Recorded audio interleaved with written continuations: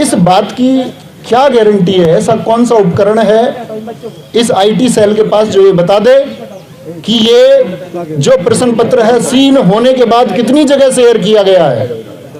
इस बात की कोई गारंटी नहीं है, ना ऐसा कोई माध्यम है कि कितनी जगह शेयर हुआ। क्या वह लाखों छात्रों तक शेयर नहीं किया गया? क्या 18 की सेकंड शिफ्ट का पेपर पाने वाले छात्र जो 145 क्वेश्चन कर जाते हैं, क्या उन छात्रों की संख्या 60,244 से ज्यादा नहीं हो सकती? हो सकती है।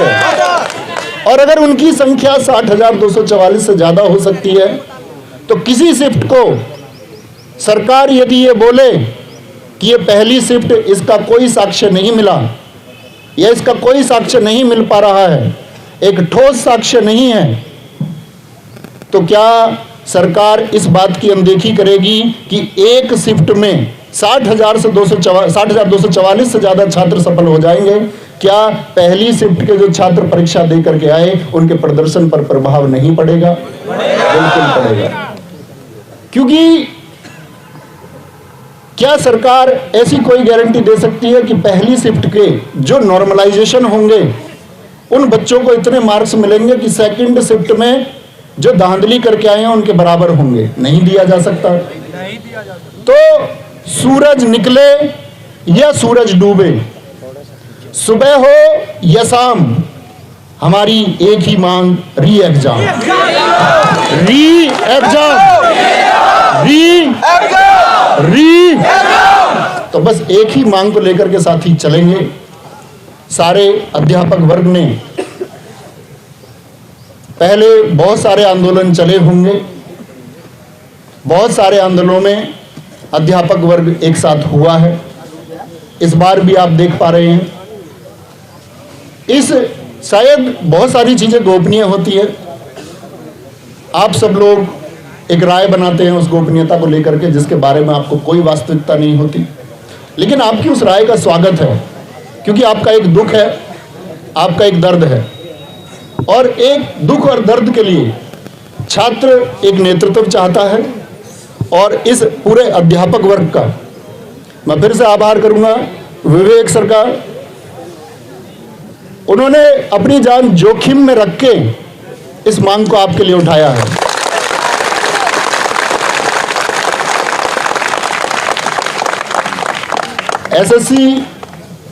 एसएससी गुरुकुल के गुरुजी शुभंशु गुरुजी ने इसको ग्राउंड तल पर चलाया है। मारूफ सर सुपर क्लाइमैक्स एकेडमी इसके लिए जितने छात्रों को जोड़ने का प्रयास कर रहे हैं, उनकी मेहनत आज आप रंग देखेंगे कि उनकी मेहनत से यहाँ कितने छात्र जुड़ते हैं। टारगेट विद आलोक। और अगर मैं बात करूं, ऐसे ना जाने कितने अध्यापक होंगे, क्योंकि ऑनलाइन कोचिंग में पढ़ा देते हैं, एक संख्या आ जाती है, बच्चों के अंदर एक विश्वास, लोग जानते होंगे। और गवर्नमेंट को, मीडिया को भी ये जानने का प्रयास करना चाहिए कि यूपी कांस्टेबल के अभ्यर्थी तो छोड़िए, ये पेपर मिठाई की तरह उन सबके पास भी पहुंचा है जिन्होंने यूपी पुलिस के लिए अप्लाई तक नहीं किया। मानते हैं इस बात को? ये पेपर हम पढ़ाने वाले अध्यापकों तक भी पहुंचा है, और गांव देहात के एक अनपढ़ व्यक्ति तक भी ये पेपर पहुंचा है जिसका पेपर से कोई वास्ता नहीं है।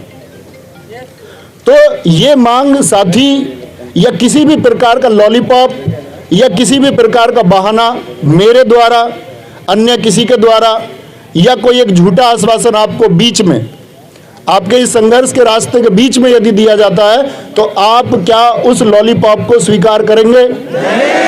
हमको इसके लिए मांग तब तक बरकरार रखनी है जब तक एक ऑफिशियल स्टेटमेंट आपका भर्ती बोर्ड की साइट पर या गवर्नमेंट के द्वारा या किसी जो पीठासीन व्यक्ति है उनके द्वारा कोई स्टेटमेंट आए और एक आश्वासन दिया जाए कि हाँ, ये मानना पड़ेगा कि भर्ती में धांधली हुई है, और धांधली नहीं, ये अत्याचार हुआ है।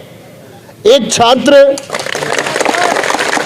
जिसके सपने हैं, हर अध्यापक वर्ग जिसके सपने हैं, किसी भी अध्यापक का भविष्य भी और मैं उन सारे साथियों से भी आह्वान करूंगा जो यहाँ मौजूद नहीं है, साथी अध्यापक, हम सबका भविष्य इन बच्चों के भविष्य से सीधा प्रत्यक्ष रूप से जुड़ा होता है। बच्चे जितना ज़्यादा कामयाब होंगे, अध्यापक उतना ज़्यादा कामयाब होगा। बच्चे कामयाब नहीं होंगे, अध्यापक कामयाब नहीं होंगे। तो आप सब प्लीज इन बच्चों के जो आंसू हैं, जो इनका दर्द है, जो सपने इन्होंने देखे, कोई धनाढ्य व्यक्ति यूपी पुलिस कांस्टेबल में भर्ती होने का सपना नहीं देख सकता।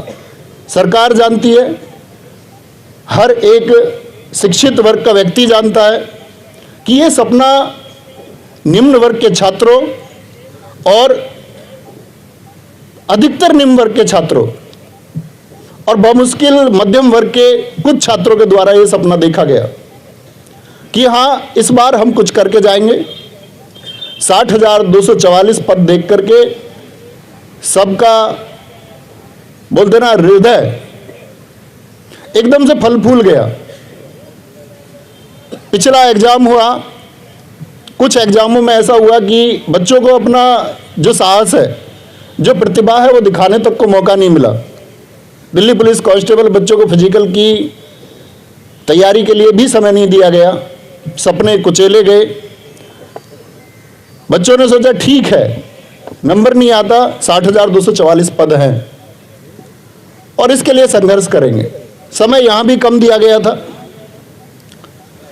परीक्षा के मानकों पर प्रश्न चिन्ह था कि किस तरह से इतने सारे सेंटर बना दिए गए, क्यों गांव-गांव सेंटर बना दिया गया। लेकिन परीक्षा हुई और सेंटर में आप सब लोगों ने देखा होगा कि शिकायतें ना के बराबर हैं। लेकिन अगर इतनी चाक चौबंद व्यवस्था के बाद भी पेपर उस एक पिछली पंक्ति में बैठे हुए उस व्यक्ति तक भी पहुंच जाता है जिसका परीक्षा से कोई सरोकार नहीं है, तो धिक्कार है ऐसी व्यवस्था पर। और साथ ही धिक्कार है ऐसी व्यवस्था पर जिस पर या जिसमें व्हाइट जैकेट पहने हुए आप सबने भी देखा होगा एक पत्रकार को, उसने कहा है कि जी, एक प्रश्न किया कि जिस ग्रुप में ये पेपर शेयर हुआ कितने लोगों ने उसको सीन किया। क्या ये मूर्खता से भरा सवाल नहीं है? क्या ये बीच में लगभग 2 से 3 फीट का एक रास्ता छोड़ दीजिए। सारे भाई आप सब लोगों से हाथ जोड़कर रिक्वेस्ट है, बीच वाली पंक्ति छोड़ देंगे और सब लोग एक दूसरे के सिर से सिर मिला के बैठेंगे। देखो भाई, ऐसा नहीं है कि आप लोगों को आज ही बैठना है, ऐसा नहीं हो सकता कि आपको तो आपकी कोई प्रेजेंस जाएगी, उसका कोई अर्थ नहीं है, क्योंकि सब लोगों की एक ही डिमांड है कि परीक्षा फिर से होनी चाहिए। और परीक्षा फिर से क्यों होनी चाहिए? परीक्षा फिर से